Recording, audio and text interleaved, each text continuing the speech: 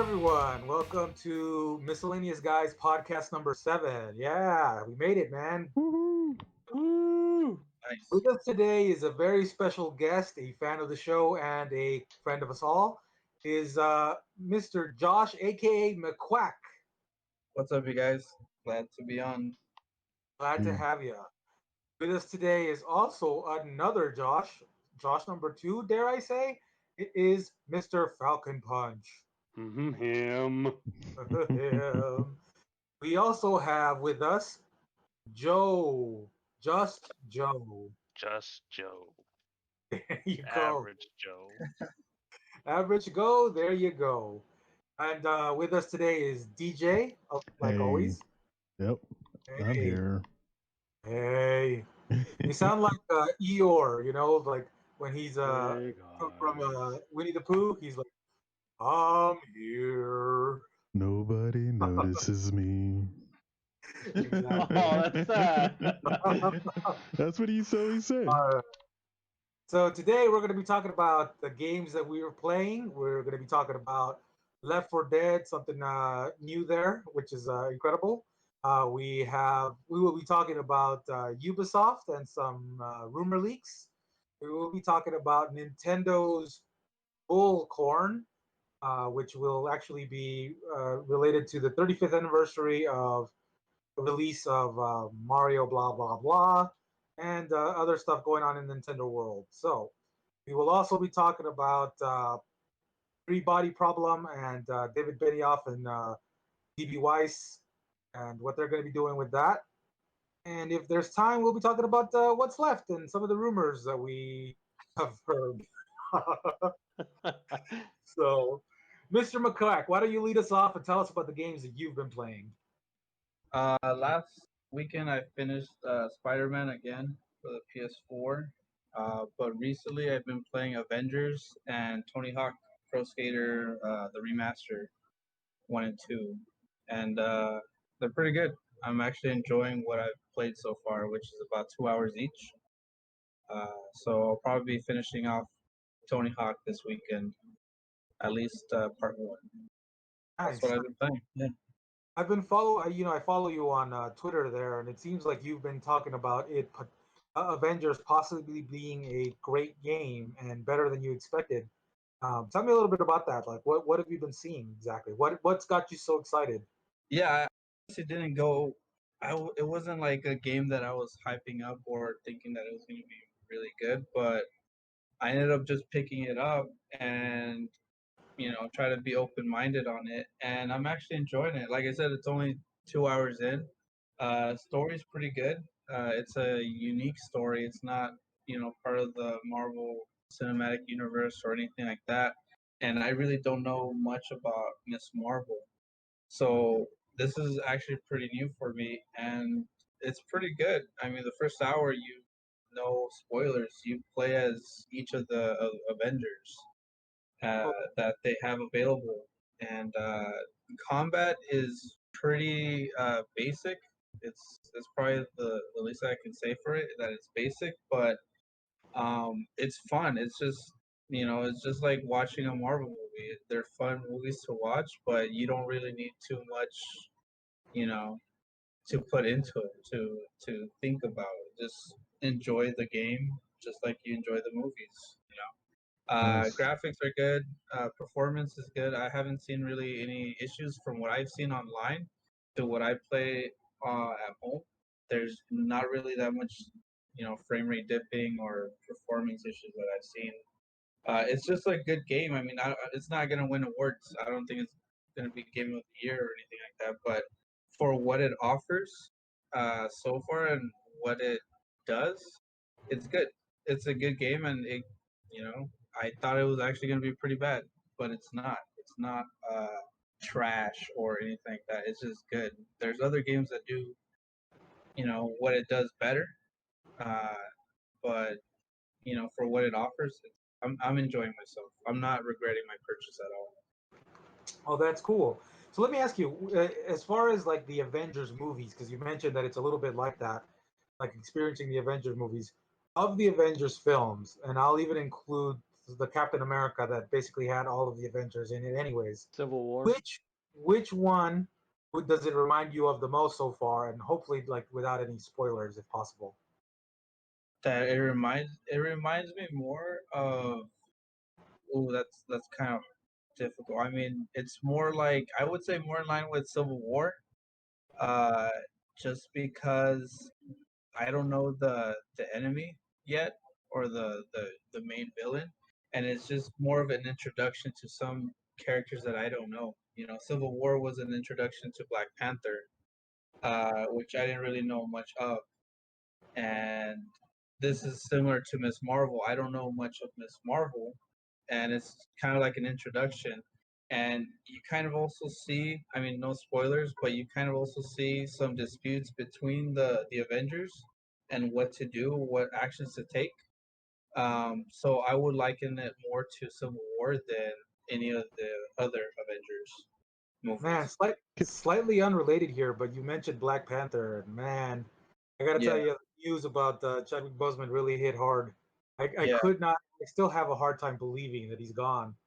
But that's cool that Yeah. that you get the experience of sort of playing characters that you're not familiar with because a lot of there is the Marvel universe in general and even the Avengers is so big. Like for a lot of us, especially the ones that don't keep up with the comics, it's like it's hard to really know like who's that and where did they come in from. And exactly. it's cool that you get to experience that. Yeah. Let me ask you something because it was made a big deal and maybe I'm remembering here it wrong, but have you gotten a chance to play with Spider-Man just yet? No, not yet. He comes out next year, sometime next year. Ah, so it's not that big a deal just yet. Not yet, but you know what? I think it might work in their favor, only because I think by the time Spider-Man comes out, the PS5 version of Miles Morales would already have been out. It might release at a time where there's kind of a drought of new games coming out, and since this is a type of game where it's a almost like a game as a service, you're trying to Uh, level up each Avenger. You're sorry. trying to level up each Hold character. on. By the time Spider-Man releases on Avengers, Uh-huh. that I think it'll be releasing at a time where there's a drought of games releasing, and since this is a games as a service type of game, uh, you're already gives us enough time to finish the campaign, uh, pretty much grind or loot to level up our Avengers. And there's other Avengers coming in. I believe the other one is Hawkeye or Hawkgirl. She's supposed to be releasing as well. So by the time it gives us enough time to pretty much level up everybody else or max out our characters, Spider-Man will be coming in with its own story, and it's kind of like bringing people back into the game, or luring newcomers to come in when Spider-Man releases. So I think this is a smart move from them. Let us play as the other Avengers. Like I said, I don't know anything about Miss Marvel, so I'll be playing as her for a while. Grind, loot, level up, max out, and then release the other Avengers, which Spider-Man would be next. Okay, but if I have an Xbox, I can play with all of the Avengers characters that are in there now, except for Spider-Man, which isn't in there now, right? Correct. Got it. And I Sorry, wanted, I think I interrupted you, DJ. no, I just wanted to ask: does this game seem like it's meant and designed to be played online with other people? Is it? For what I've seen and heard, yes, it pushes you to complete the story, which is about 10 to 15 hours. So it's not that long for a game like this. And what I'm hearing is the missions are structured in a way similar to Destiny, where there's locations, specific locations that you revisit, and there's mini bosses and stuff like that to just defeat, and loot boxes or loot chests, similar to Destiny. There's type of gear system that is it's weird because you're just getting new armor pieces, but they Yeah, don't reflect on your character. because It's it, kind of like an odd pairing. of the two. It doesn't make sense on, hey, I just got these bracelets that give me, +5 defense, but you can't see them. They're probably doing it that way because they plan on selling tons of cosmetics, so they're keeping the appearance separate from the gear. But my question, does it seem like the gear that you get has random stats? Yeah. Oh, okay. Well, That is a sore point for DJ, as some of our listeners may be aware. Um, that's cool. That's cool. So you mentioned that you've been doing some Tony Hawk as well, uh, Yes. and how's that coming along? I Same as when they first released. I love it. It's not what Tony Hawk Pro Skater, what was it, 5 was a few years back. It's just true to form. It's the like 80-90% of the original soundtrack is there. It feels like you're playing Tony Hawk 1 and 2, but as a modern day uh, refresh, create your character, which I already did. It's just good. I have nothing bad to say about it. All the levels are there. Uh, it's good. It's just good. It's a Tony Hawk game like how we were supposed to get. Very cool. All right. So, Mr. Falcon Punch, would you tell us about the games that you've been playing? Yeah, so this week I've been playing or replaying Final Fantasy VII Remake.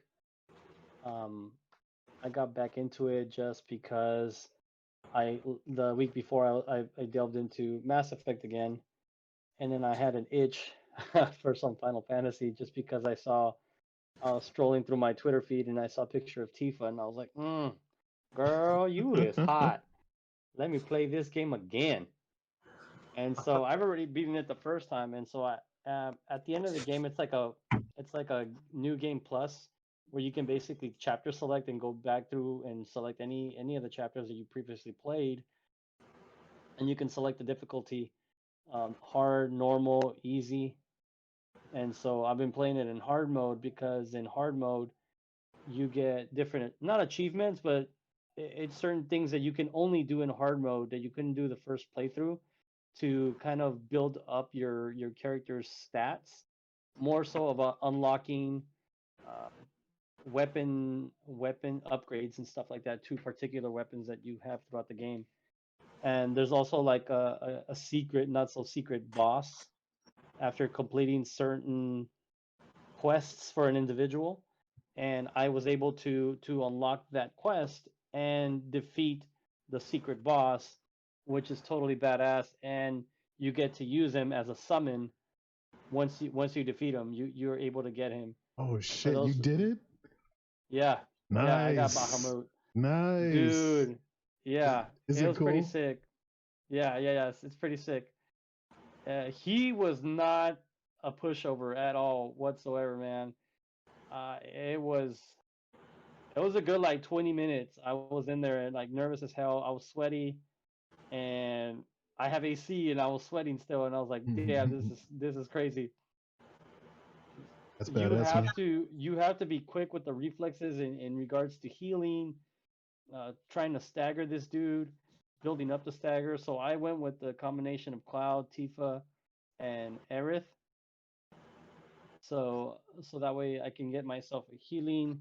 And with Tifa, she's mostly like a martial arts badass, and she basically can stagger the opponents quickly, or a lot quicker with certain combinations that she uses. And so that's the strategy that you kind of want to use, and also like a different type of summon to kind of help you. And I don't want to give it too much away.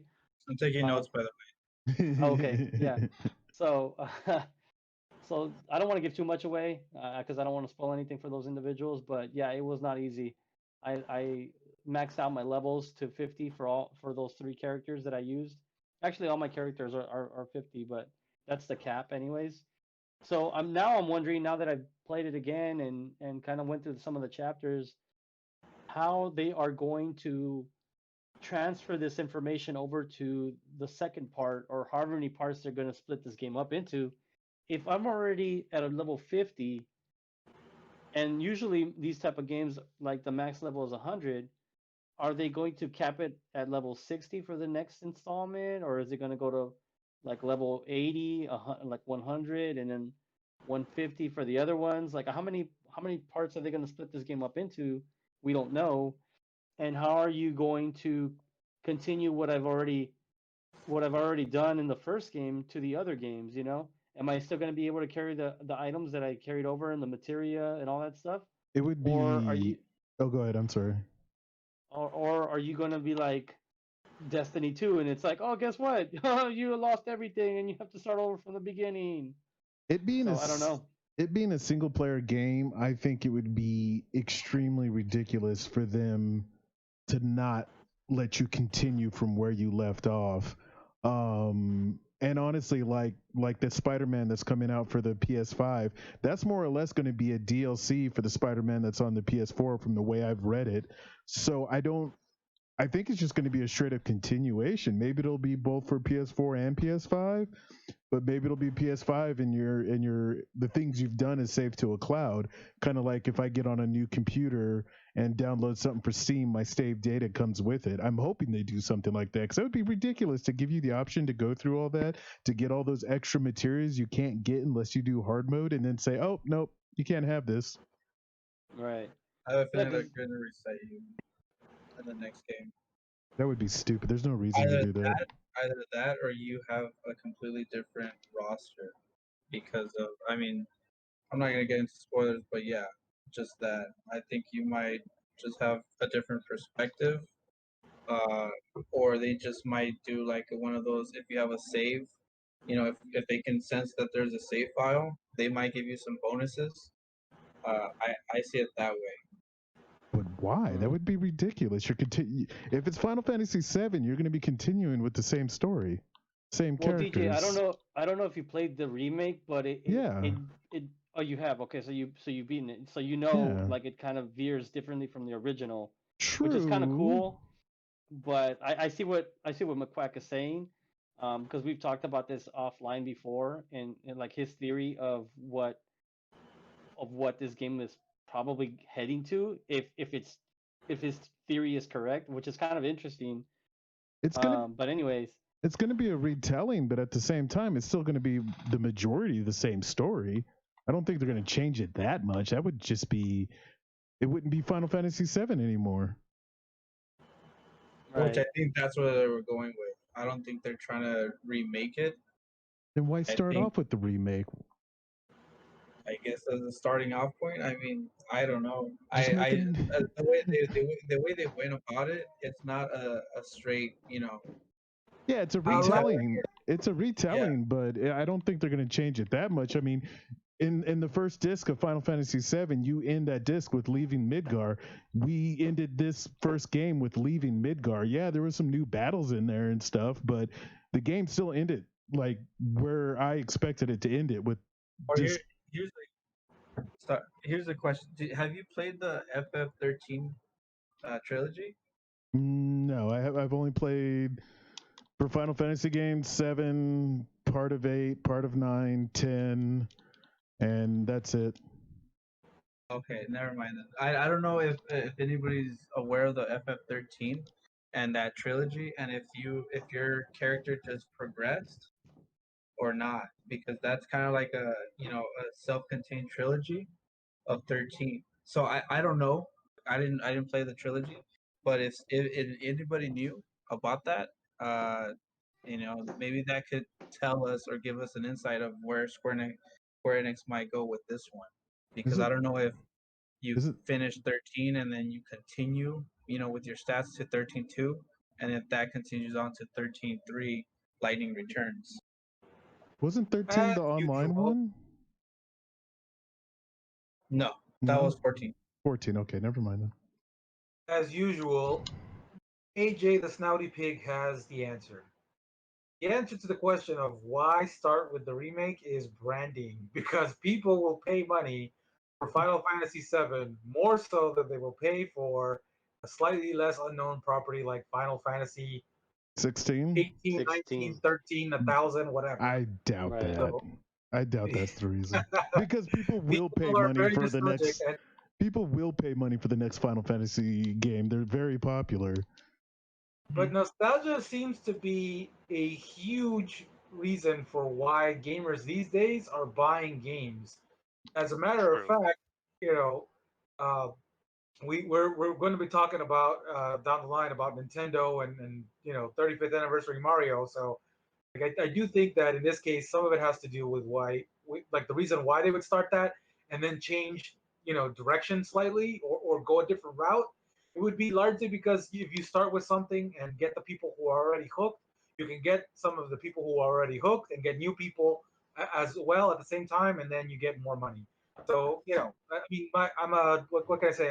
I'm a bit of a cynic, and I see money written all over this. But they'd get money either way. If they continue the remake the way they're going, people are going to buy it. But if they made a new Final Fantasy game, people would buy it. That just doesn't make sense to do it that way, to lie to the fans, to mislead everybody in such a way. It seems like they would lose more money. As soon as reviews start coming out saying this isn't Final Fantasy VII anymore, a lot of people aren't going to buy it.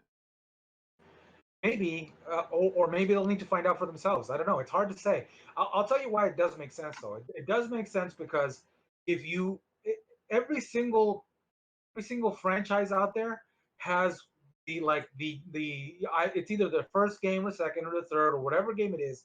There is one place where they hit like the pinnacle of what that game is and what that game is about, and essentially what that series is about. So you could argue that in Halo it could be 3, it could be 2, whatever you want to argue, you know, and then you use that to launch everything else. So it's like it's Halo 3 ODST. It's not Halo 4. It's Halo 3 ODST because whatever. It's more it's more popular to retain a portion of familiarity and then try to get new people than it is to just say, okay, this is a separate and new thing. Which is why we have so many remakes and why we have so many franchises that are essentially always being constantly brought back. Right? That's the reason. It's Um, because I see of it as familiarity. different. I see it as completely different. Halo ODST was its own game that takes place in the Halo universe. Final Fantasy VII is its own game. The Final Fantasy VII remake is supposed to be breaking up the original game into 3 parts as a remake. So if they change it, like I said, it's no longer a Final Fantasy VII remake. It's a new Final Fantasy game. And that's if they do that, they're going to lose people. I They'll think lose they'll more lose than some they can people, but because it's they a stand more to gain. no, they Yeah. don't because they're It's the same. already It's the gaining reason. people. All They're right, but already you made my gaining new people because everybody talked about Final Fantasy VII for the last 20 years. So when they did the remake, a lot of people who weren't even alive when that game came out bought it. So they're gaining people either way. you made my point for me though, because you say it's like, okay, Halo 3D ODST is its own entire separate game. Why Yes, isn't it name something else? Why give because it it takes Halo place in the to Halo be? universe. But So it's Halo 3 in the Halo universe. It's not like I well, don't It's know. not Halo.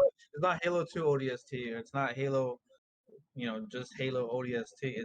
I get what Snout is saying. It's I Halo don't. 3 ODST. They Okay. So wanted to attach Let to it's it. me like let me just jump in here in other real words, quick.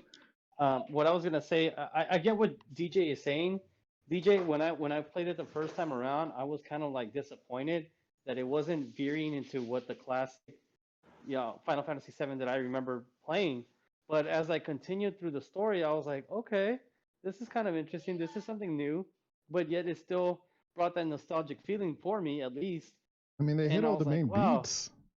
right, they did. And even though if they do end up changing it, it's no longer like AJ was saying, like a remake because of the branding. Now that they've attracted these individuals who have never played the game before that weren't alive, like you were saying, it's going to be successful just because they have those individuals who played it before, like myself, and the new ones.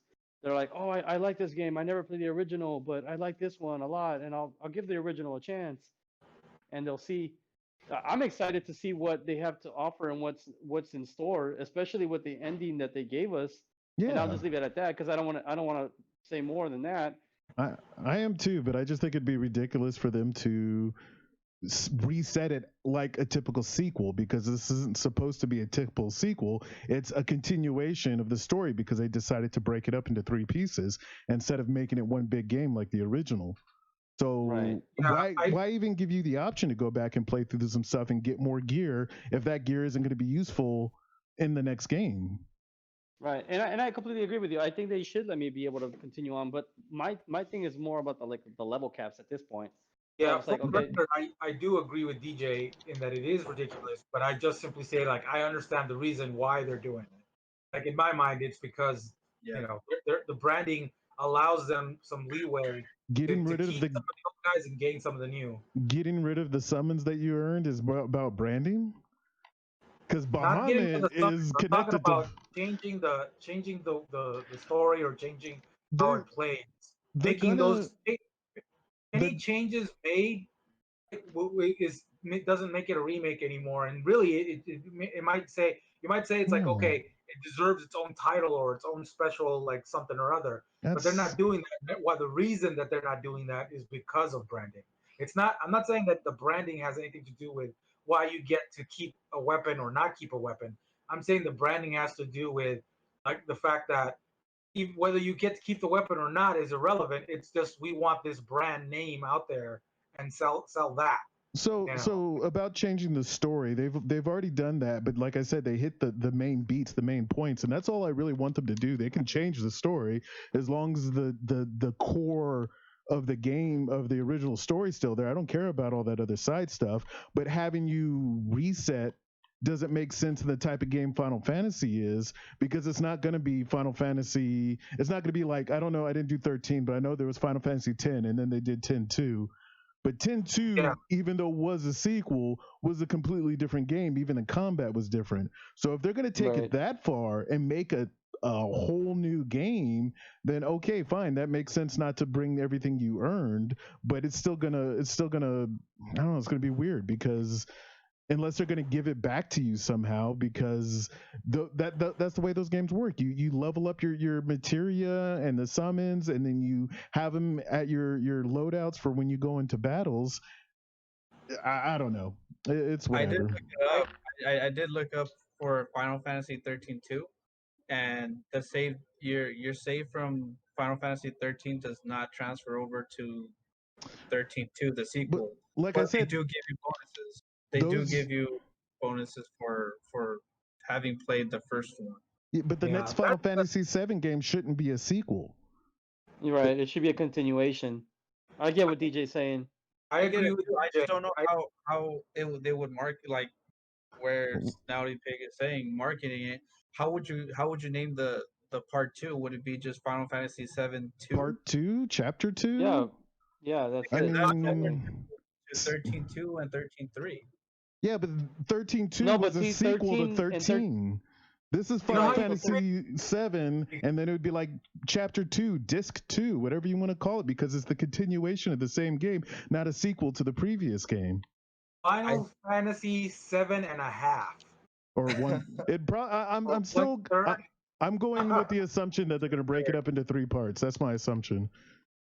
Final Fantasy and one third. Yeah. The alternate mm, story. All right, guys. Speaking of Alright. alternate stories and weirdos, let's go to Joe and talk about what he's been doing with games. I haven't been doing much. I've just been playing, Squad, Postscriptum. I've taken a break from WoW because the expansion is like hopefully in a month. But with the way the beta's been going, I'm kind of hoping they delay it because it still needs a lot of work. Uh, that's it. I haven't been playing much. Just same old games. Cool, cool. Yeah. I remember you had wanted to for a while discuss about some of the changes coming up in Squad. Is there anything there you want to touch base on, like as far as what Uh, in the just I beta? guess yeah, I guess just like really quick because I don't really have like a lot to talk about it because I haven't played it, of course. I've only seen videos. Okay. Uh, like the new map they're releasing is the Fallujah map, and it's not an exact one-to-one scale, but it's pretty much like 85% of the same scale of the same building layouts, of course, with some creative liberties taken of the actual city of Fallujah. And I think that's really cool because there's like, for just from like a historical standpoint, I think it's very cool.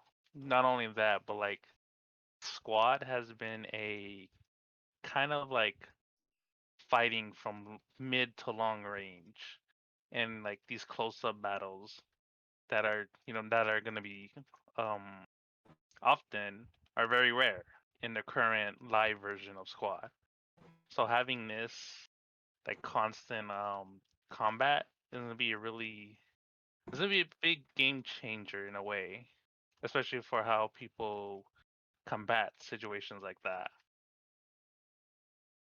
Uh, yeah, that's just it really. I will have something. I have more to talk about on Squad next podcast though. Nice. Looking forward to that. All right, DJ, can you tell us about some of the stuff that you've been doing with gaming? Yeah, I've been going back and forth between Shakiro Shadows Die Twice and Red Dead Online. And in Shakiro, I finally got past Madame Butterfly, which is this elderly ninja chick that was kicking my ass left and right. But yeah, I finally beat her. Took, I don't know, maybe 30 tries or something. But that's a From Software game for you. There Did is you ever rage quit? I mean, I don't know about rage quit, but there's a couple times where I'm just like, okay, I'm done with this for the day, you know? That qualifies. Yeah. So, Those kind of games, it's always a like that's a learning experience. Did you Mhm. ever like analyze the situation and like blame yourself, or did you just like blame the game for being too hard? Honestly, with her, it was all about learning what she does. So every Mm. time I fought her and got a little bit further in the fight, she started doing something different. So it's learning what she does and then learning how to deal with it. And that's one of the frustrating things about those kind of games. It's not so much that the game is difficult, is that you need time to learn the fight.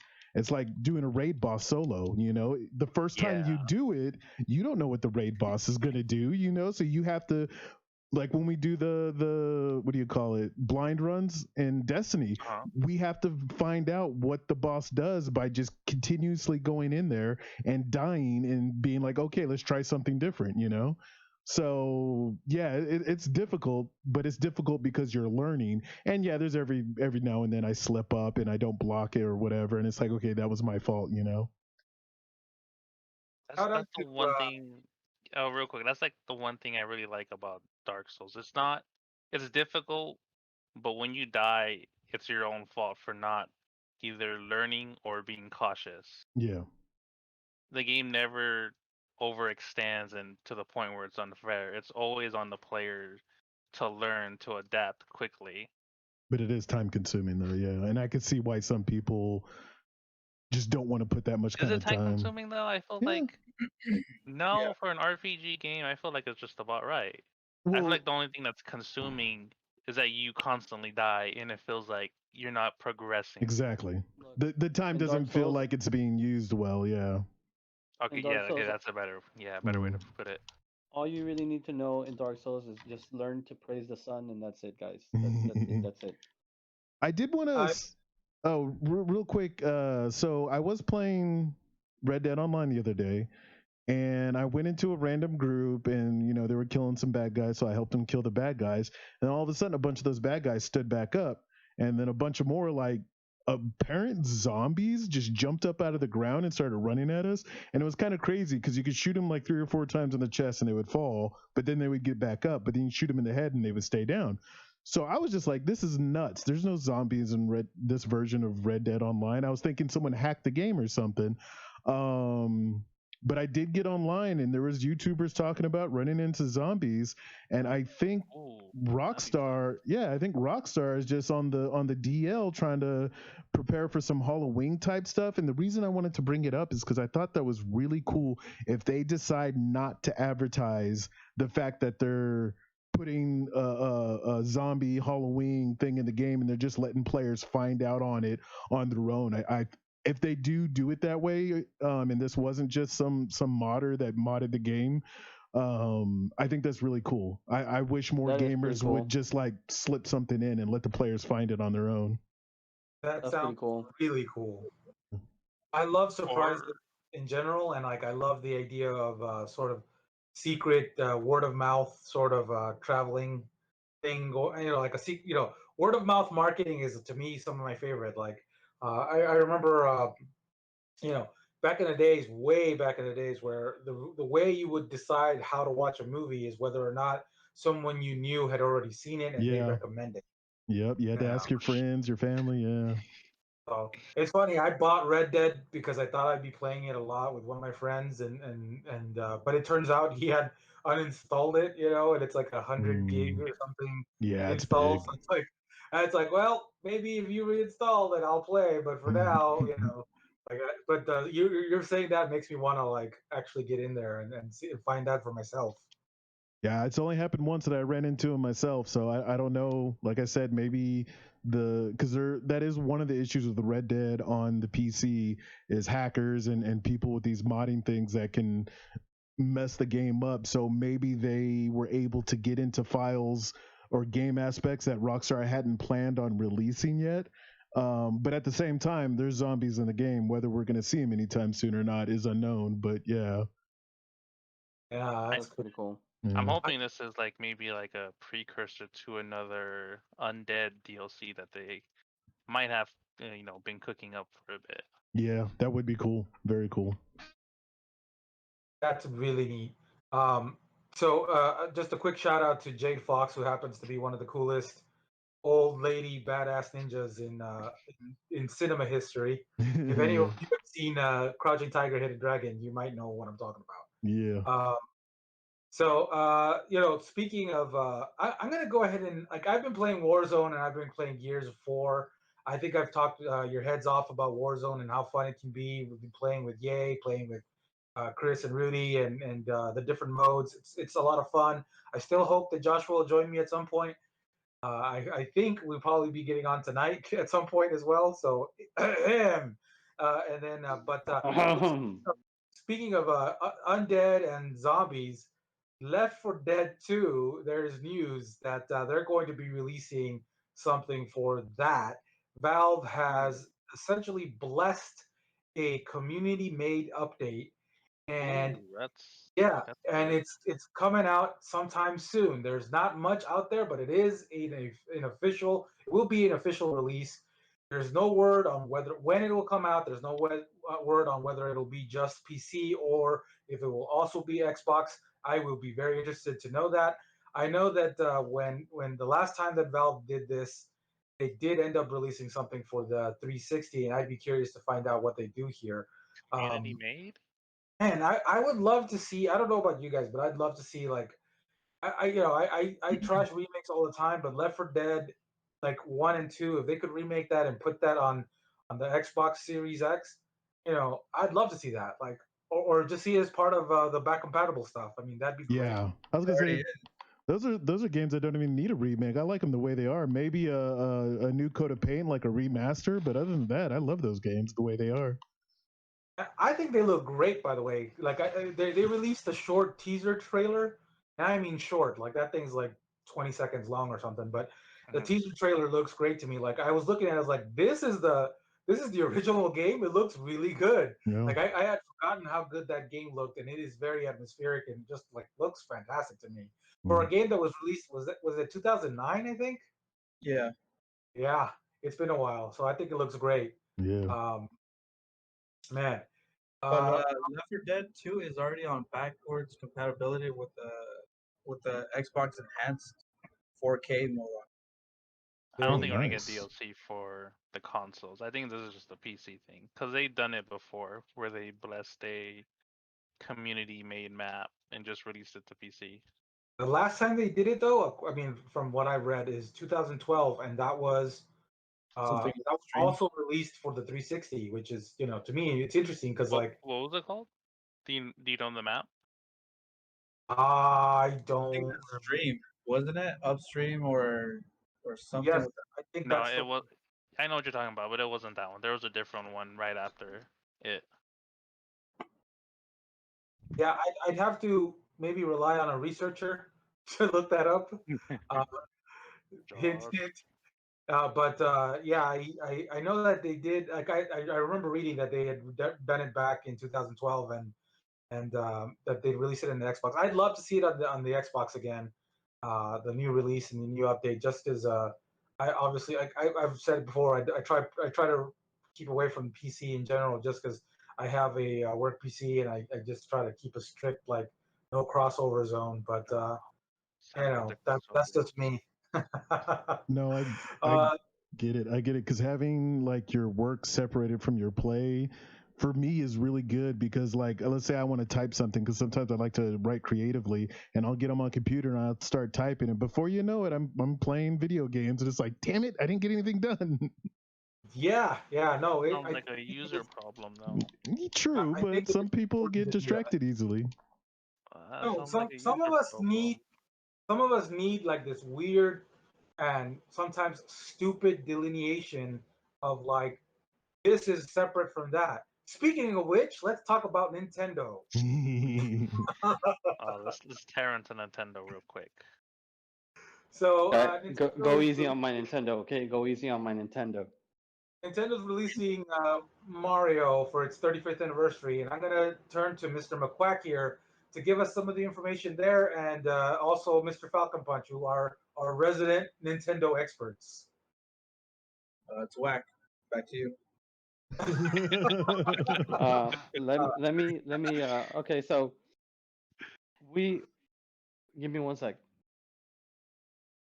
Let's talk about Intermission. what they're releasing real quick because Okay.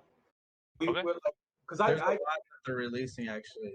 Uh, so one of the announcements that they said was that they're releasing a Mario game for free on the Nintendo Switch as long as you're a Nintendo Online subscriber. Called Mario 35. It's basically you're playing the original Mario, but with 34 other players. It's their version of Battle Royale in a way. Uh, the unique way of playing is you're playing through the original levels, and every single time you defeat an enemy, you send that enemy to another player's screen, and that's pretty much last Mario surviving. Pretty much is the basis of that game. Similar to Tetris 99, which is the same developers doing Super Mario 35. The other one is an AR or not AR. Yeah, I guess it's an AR type of real life Mario Kart where you buy this Mario Kart and you get to set it up in your living room or house or wherever you want to set it up, and it has a camera. Pretty much play off of there with the AR for the other enemies, other kart racers, and other special effects. that sounds really interesting. I'm really interested in the battle royale game largely because I'd love the opportunity to take a shot at Mario. Yeah, and it's free for Nintendo Online users. So that's a Yeah. good maybe. I'll, Another thing that oh, oh, go I ahead. was gonna say I'll have to rely on Joshua's kindness to allow me to play. Yeah, baby, we can play it all the time if you want, baby. All right.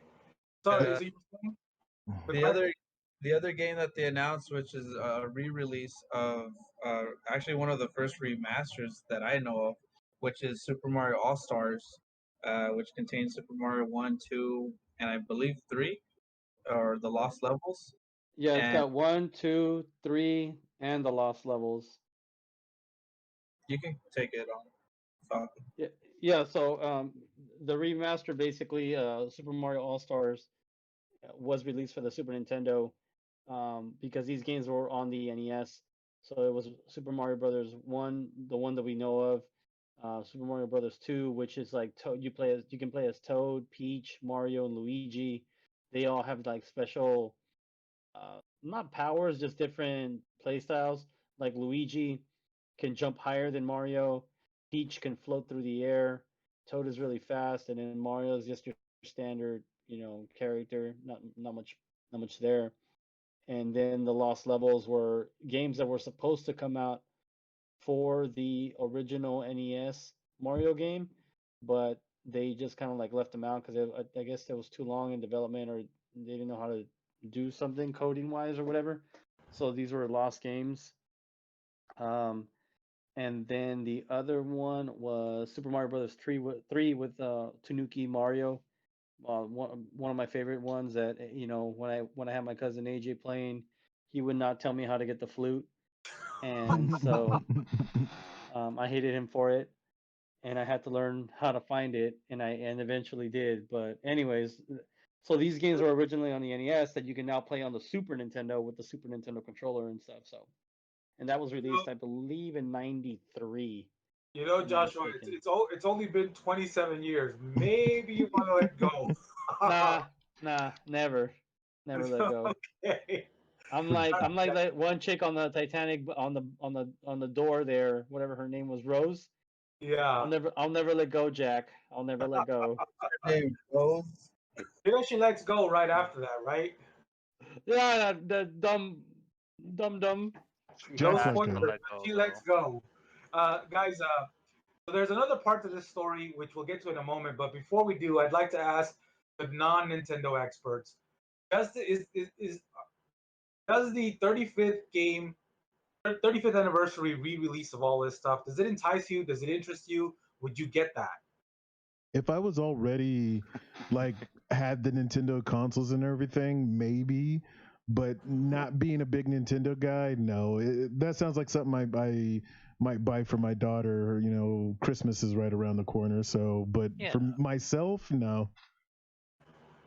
for the kids, right? For the family, Yeah, for the family, yeah. or for the 35-year-old that doesn't want to let go. Either way. um, what about you, Joe? Are you interested in this thing? No, no. Okay. Nothing, nothing that Nintendo releases nowadays really interests me. Either just because it's remakes or reiterations of like the same thing. It's for me, it's nothing really groundbreaking or game changing or awe, except for Zelda. Zelda looks really good. Which Yeah. next year will be 35th anniversary for Zelda 2.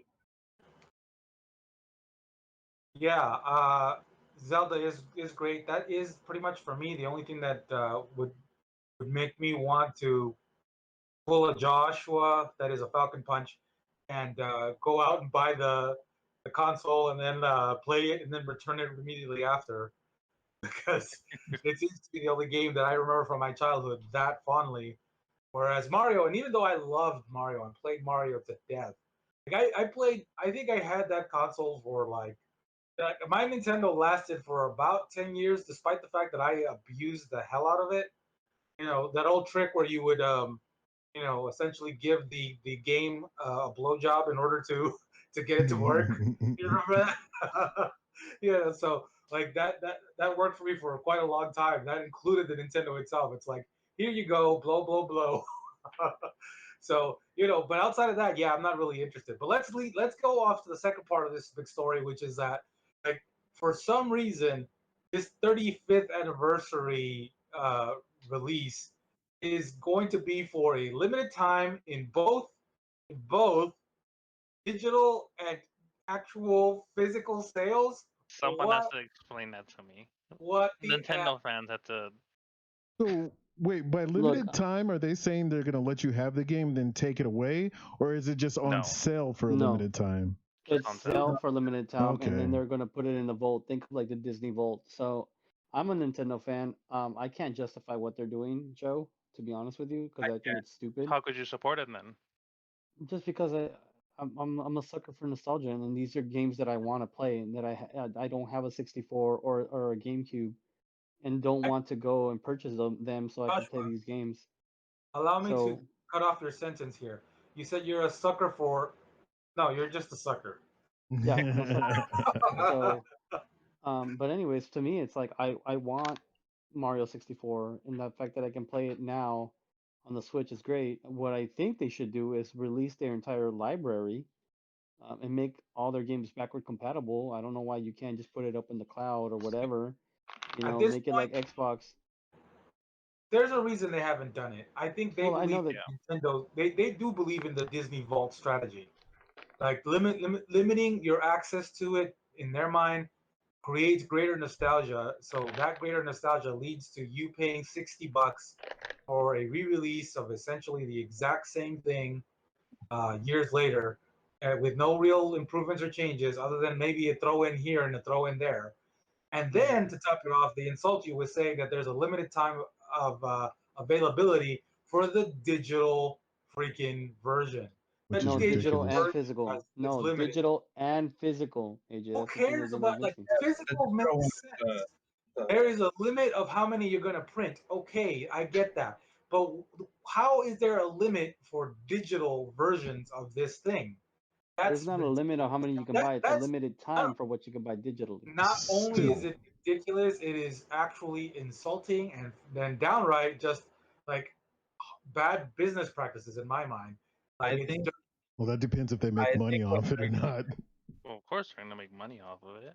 I Well, mean I'm bad sure they're for the gonna make money off consumer. of it. It Not is, when I talk about bad, I mean for the consumer. Like yeah. I'm a prosumer, like not a prosumer. I'm pro consumer.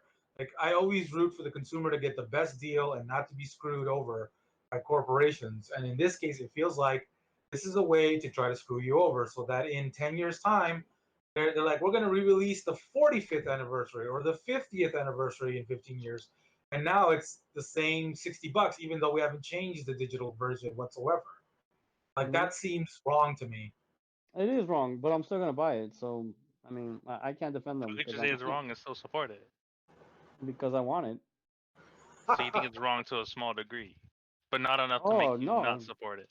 yeah, I'm like I completely hate the move, but I'm still gonna get it because I want it. Yeah. This is why I don't take part in anything Disney, because I think what they do is wrong. Yeah, I had to capitulate. I do have Disney Plus, so call me a hypocrite for saying everything that I just said. Hmm. Hypocrite. It happens to the best of us, I, man. I actually got, since I had Hulu before this whole thing, and then like they're like have Disney and all that stuff. Well, like essentially, I paid nothing extra, and I'm like, I pay $1 extra. Now, like to have all those other things available for like, for my nephews at whatever time I want, like yeah, I'll do that. You know, so if like when if they ever come back because of the whole quarantine thing, they come over, I have Disney Plus for them, and they can watch whatever they want, and it's just convenient. So there's something to be said there. At least I feel like there's some added value, and it's cheap. It's $1, but in this case, $60, and they're giving me some sort of time limit for no good reason. It just feels a little unfair. Speaking of a little bit unfair, there is a rumor that Ubisoft has been suggesting the PS5 will not have backwards compatibility for the PS1, the 2, and the 3, and may only have some PS4 games available. I don't know if you guys want to talk about that much because there's also another Ubisoft rumor of which I will allow Mr. Falcon Punch to take the lead on that one.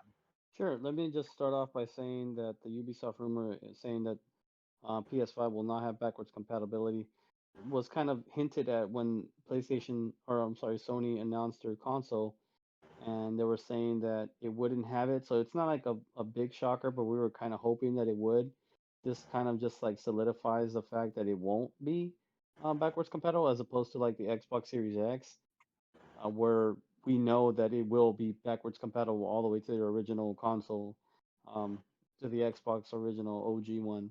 So in that sense, I think the Microsoft is winning the battle in regards to being able to play whatever games you want from their their storied gamings all the way up until the Series X, really.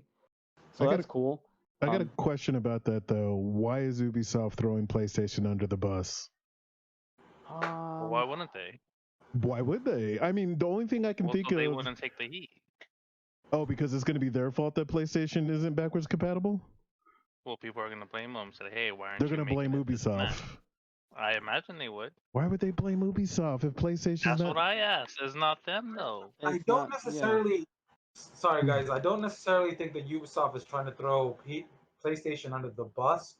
But a leak, in theory, right, is a leak that escapes on accident. So in theory, Ubisoft isn't throwing them under the bus as much as they accidentally pushed them into the bus, right? It's more of an accident Either than an either intentional throw. either way, the fact that it's coming from another big company tells me either A, like maybe Ubisoft was planning on having some of their old games on the new console and they can't now, or B, they're just talking shit because big companies do that nowadays. They just talk shit Well, on Twitter. think about it this way: if they're having a meeting and they're discussing, like someone's asking, like, "Are we're gonna have Ubisoft games on the Xbox back compatible?" And it's like, "Well, what about Sony?" Oh, we're probably like we're as far as we know, they're not gonna have PS1, 2, or 3, or 4 games even backwards compatible, so we're not gonna do that. And if they answer that question in an email and that email gets lost or sent or forwarded to some media site or something, then that's how rumors spread, right? So Right. there are a number of different ways in which they could have accidentally released this and it not necessarily be like with the intent to throw anyone under the bus. But you're right; it's possible that they also may have some beef with PlayStation because maybe they want to have people still playing their games on the new console because there is a benefit to that. There is a financial benefit if people are still playing your games on the new console and can do that. They may still want to one buy it, two Mhm. get whatever extras that are available for that game. So there's a reason for it that in which case they might have thrown them under the bus, but we really won't know, right? Yeah, it All just right, seems. Be guys. a case of Well, not so I'm much gonna have to them cut it. throwing them under the bus, but kind of putting pressure on Sony to make things backward compatible. That It, would it could, believe. yeah, I would believe that. It accidentally coming out from Ubisoft though seems kind of suspicious Yeah. to me. yeah. I'm not trying to necessarily say that we should give them the benefit of the doubt, but rather that the possibility exists. Yeah. Okay. Uh, yeah. So, moving. Does anyone have any more to say on that? Well, I was Uh, just to say that that's it for me, guys, tonight. I do apologize for cutting it short for myself, but I got to go. It's all good, man. ooh, Glad to have you. Ooh, son of a bee. ooh, flaking in the All right, middle. love you That guys. is Talk to a you guys strike, later. good sir. Have a good night, man. All right, man. Take care. May your All right. milk So, go Falcon sour. Punch has left the conversation, and but we still have a little bit to talk about here. I'm going to, as quickly as possible, just give you a little bit of news. This is non-game related news, guys, and we're doing this sort of as an experiment Okay. about things to talk about that are unrelated to games. I am a huge fan of The Three Body Problem. It is a novel that was made by novelist Liu Cixin, I believe is how you pronounce the last name, Cixin. Mm. Uh, and he's a Hugo Award winner. Hugo Award for sci-fi is one of the biggest awards for sci-fi available.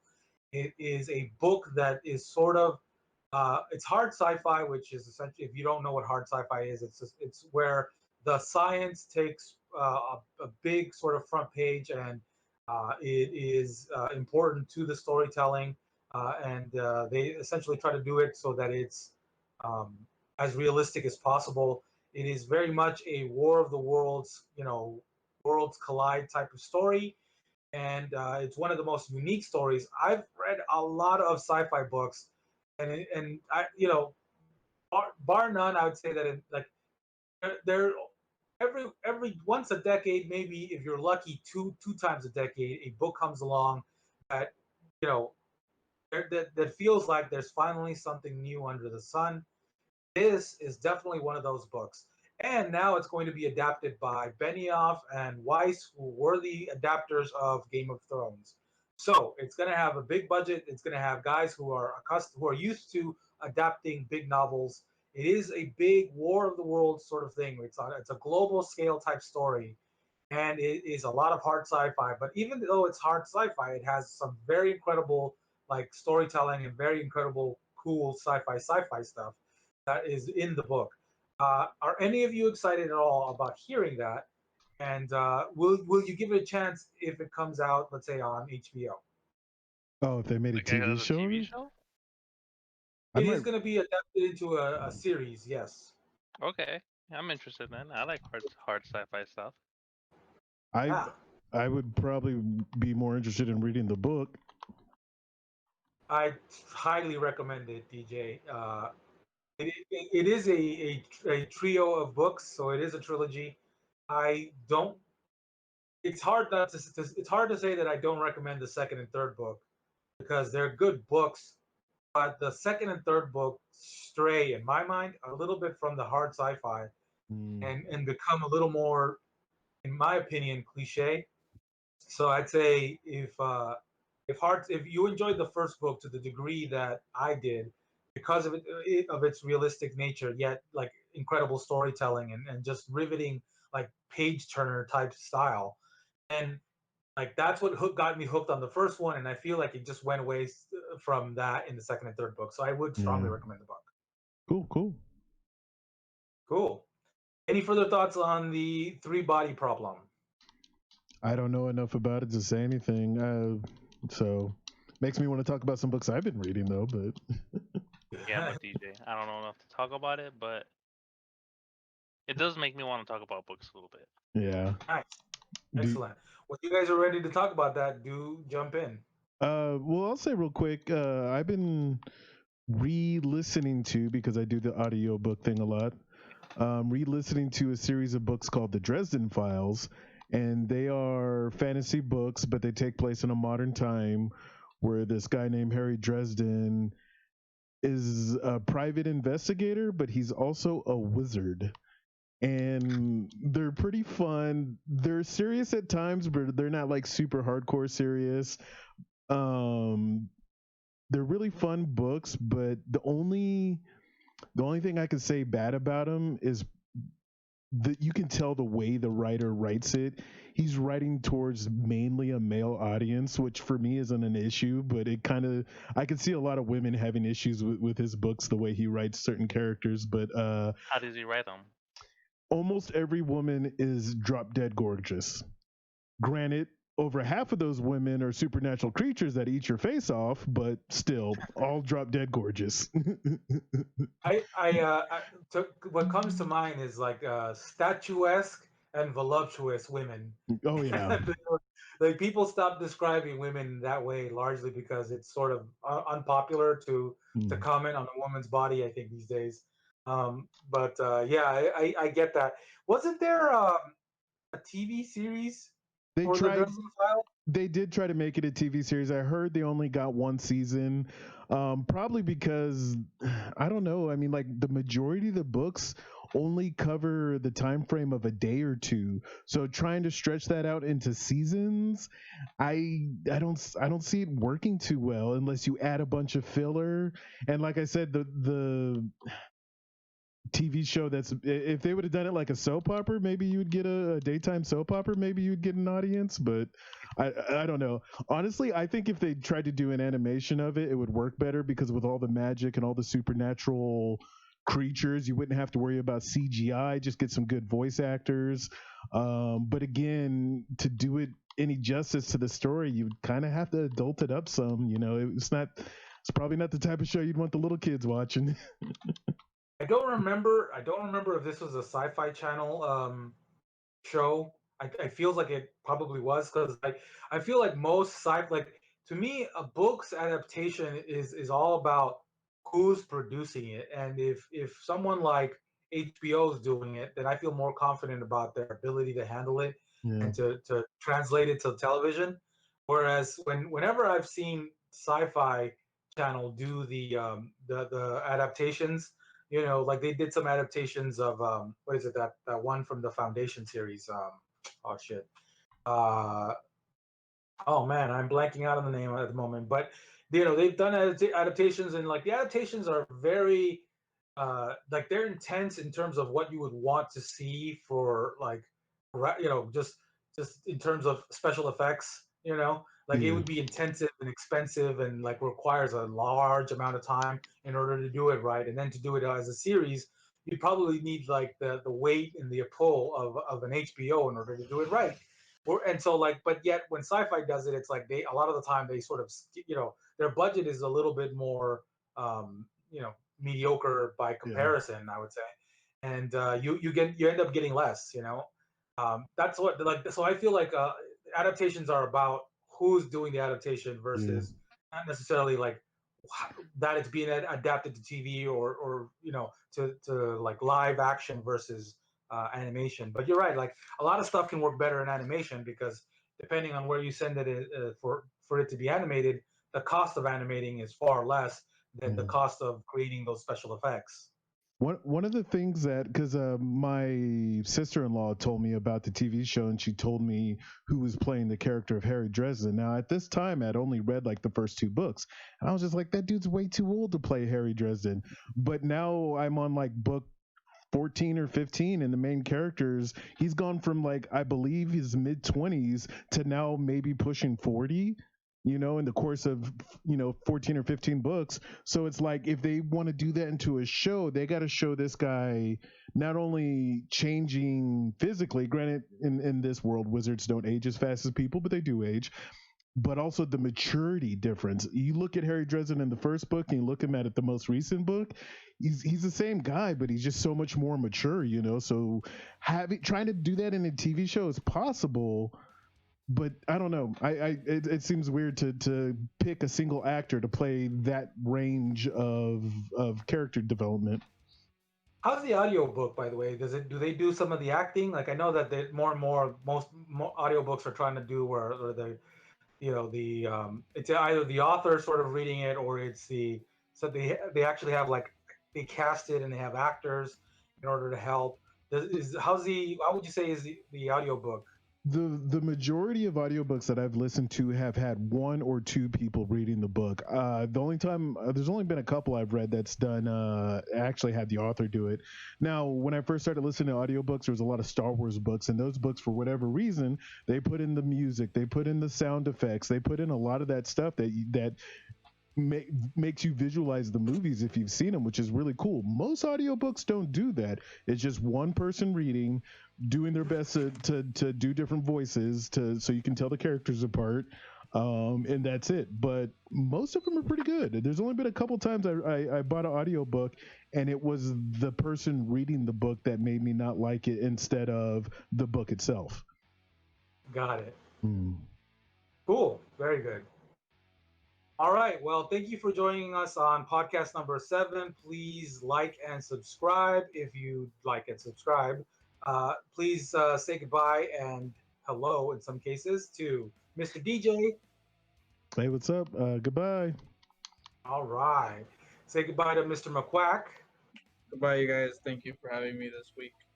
Thank you for being our special guest, and we look forward to possibly having you in future podcasts. Say goodbye to Joe. See you guys. Goodbye, Just Joe. Mr. Falcon Punch left a little bit earlier, had to run. Thank you so much for being here. My name's AJ, also Smiling Pig. It's been fun, and we look forward to having you in the next podcast.